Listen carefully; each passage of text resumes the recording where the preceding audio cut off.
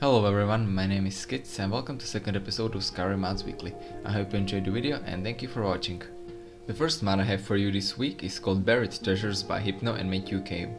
This mod adds a little bit of treasure hunting into the game. It has two main features. First one is ability to bury your own treasure. You can do it with a spell called Dig Stash, which will be added to your spell list when you launch the game, and you will also of course need a shovel. When you cast the spell on a place you want your treasure to be buried, your own buried stash will appear. If you crouch and activate the sack, a small menu will appear where you can choose to either bury the sack or retrieve it. You can store whatever you want in these since they don't respawn when surrounding cells restart. For example, if you travel to Riverwood a lot, you can just make buried sack there, and whenever you come back, you can either take or stack your items in it. Second feature is finding all buried treasures left by modders. They are scattered through whole Skyrim, so it won't be easy, but you know, gotta find them all. I only found one near Riverwood and it was empty, but I guess that was just a test one for modders or something like that. Anyway, when you find one of these, you will again need a shovel, and an animation will play and then you can see your treasure. When you crouch, a menu will appear again, and you can either bury the treasure or open it. If you have Skyrim script extender, a new statistic will appear saying how many buried treasures you found, and also you can only have 10 buried treasures, so watch out where you put them, and if you forget where you put that one, you can just find them by clicking miscellaneous quests, and then they will appear on the map. So overall, it's a very interesting mod and I definitely recommend checking it out. Second mod I have for you is just a small utility called More Sound Options by NatureBoy7. If you never liked the fact that you can only change few attributes of audio in Skyrim, this mod fixes it up for you. Now you can change attribute of every sound in Skyrim, from waterfalls to footsteps of NPCs. Definitely download it. Moving on to companion mods, we have Inigo by Smartbluecat. This mod adds a fully voiced Khajiit companion with a few thousand lines of voice dialogue and his own backstory. You can find him in Riften jail in a cell left from the entrance. You have to break him out of there by either stealing the key from a guard or breaking the lock. Once you're inside, he will tell you his backstory about how you both were on a mission and he shot you for the money, but then he felt guilty, paid the guards to lock him in a cell, and now he wants to redeem himself. You don't remember? That is my fault also. I am your so-called friend Inigo. I was the one who killed you. I tried anyway. I am guilty. Kill me. Also, while you are in his cell, make sure you pick up his journal and a book featuring Inigo as the main character. It is a really good reading. And also he's naked when you fight him, so unless you want to look at Khajiit Dick, get him some armor. As you can see, he has a very unique appearance with his fur being purple and his face being painted. He's very talkative with a good sense of humor, and he will always have something to say about places you visit or enemies you fight. Yes, my friend. Do you ever get the feeling we are all part of some elaborate game made for some idiot's amusement? I don't. You can also ask him about his past or things he likes. My brother and I never knew our real parents. We were found abandoned in a smelly shack by a soldier on his way to battle. We melted his heart with our fuzzy little faces, and he carried us to the nearest town. I do not like chickens or rabbits. Why? I'd rather not talk about it. If you sneak around, Inigo will whisper and no additional dialogue choices will be available. We are being very sneaky.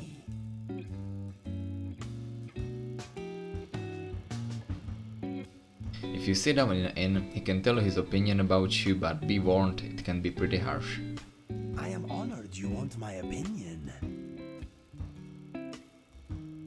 Okay, I will list some of your attributes. Here we go. You smell good. You don't have much money, but I'm sure you will in time.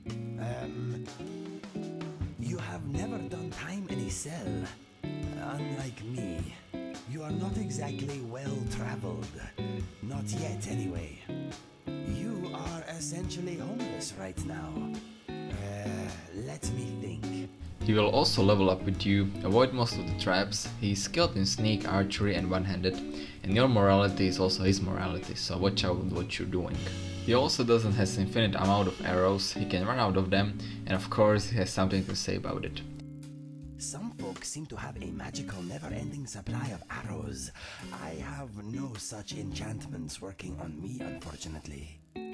I also made him fight a giant, but as you can imagine he didn't kill him single-handed. But even if he didn't kill him, he still had a few things to say about them. I'm wondering what giants think about. Rocks, mammoths, large women.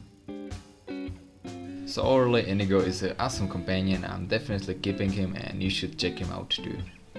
Next up we have BTRH Followers Private Squad by Born to Rise Hell 1979. This mod adds 4 beautiful female followers into the game. You can find them at Winking Skewer, just wandering around waiting for you to pick them up.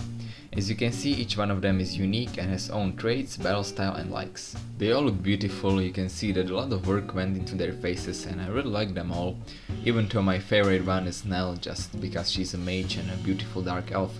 What else could you want? There are also 2 versions of them. You can either get CBBE or UMP body version, and of course there is also a standalone version of each one, so if you only like one of the girls, you don't have to download the other 3. In combat they are pretty awesome. Unlike Inigo, they owned the giant with no problems. Then I also wanted to take them to Stormcloaked camp, but we met some bounty hunters on the way, so I said why not, and unleashed the private squad on them. But the battle was so amazing that my Skyrim crashed. But overall the squad is pretty awesome, they look good, fight good, and you should go ahead and check them out. Now let's move on to the armor mods, shall we? The first one I have for you is called Mask of Corvo by CovertKish. This mod adds Corvo's Atano mask from Dishonored into Skyrim. You can obtain it by either crafting it at the Skyforge with Arcane Smithing perk under Steel category, or you can get No Dark Vision version from Seret at Roadside Ruins, along with a small backstory. As you can see, mask is a retexture of Dragon Priest mask, so it's not 100% accurate, but it still looks pretty good with custom textures and all those small details on it. Now what is this dark vision I was talking about earlier? It is ability similar to Detect Life. It will allow you to see enemies even through solid objects, and it is very useful for sneaking. The difference between Dark Vision and Detect Life is that Dark Vision has shorter radius, it is orange, and it also has its own custom heartbeat sound of enemies whenever you are near them. There is of course a version without the Dark Vision if you don't like it or you just think it is too overpowered. But I personally really liked it, as well as masks, so I really recommend checking this mod out. It's really good and it brings the Dishonored into the game. Next up we have JoOs Gothic Mage Robes by JackoO. This mod adds 2 new mage robes into Skyrim that are inspired by RPG Gothic, and also a new spell called Disintegrate. You can buy both robes and a spellbook from Fire Mage Master Piro Kahar in College of Winterhold. I'm not sure how accurate are these robes compared to their Gothic version since I never played it, but as you can see, robes look pretty good, the textures are high resolution and offer some good details like flames on a Fire Mage's robe or the mid-island on the Water Mage's one. I don't know why, but the spell was in German in my game, and since I don't know German very good, I'm not sure what it said, but I think it does 30 damage and draws 3 points of magicka. The spell in action was awesome. It looked like I was shooting lasers out of my hand. It had some pretty good visual effects and it is also effective in combat.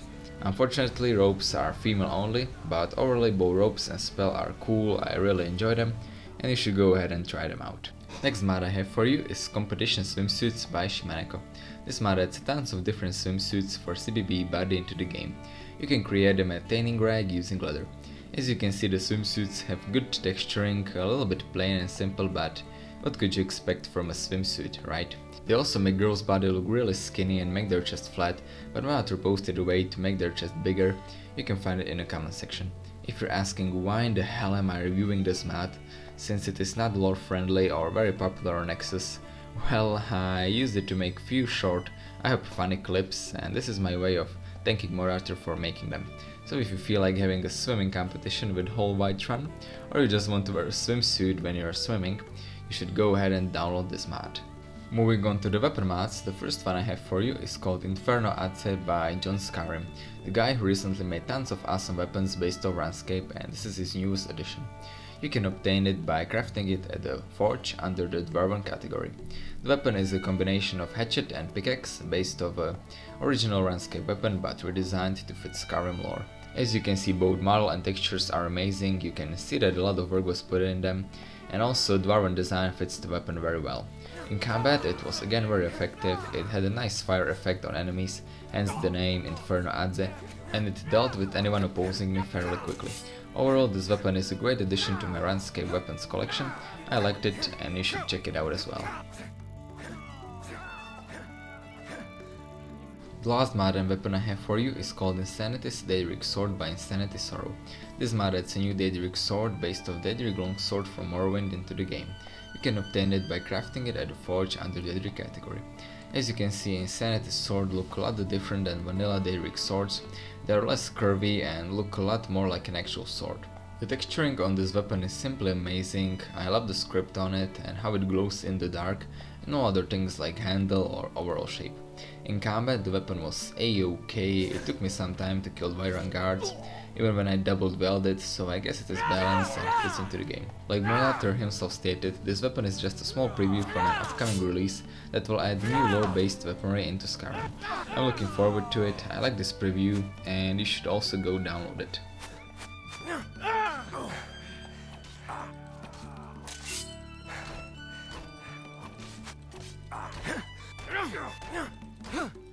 I've been wounded.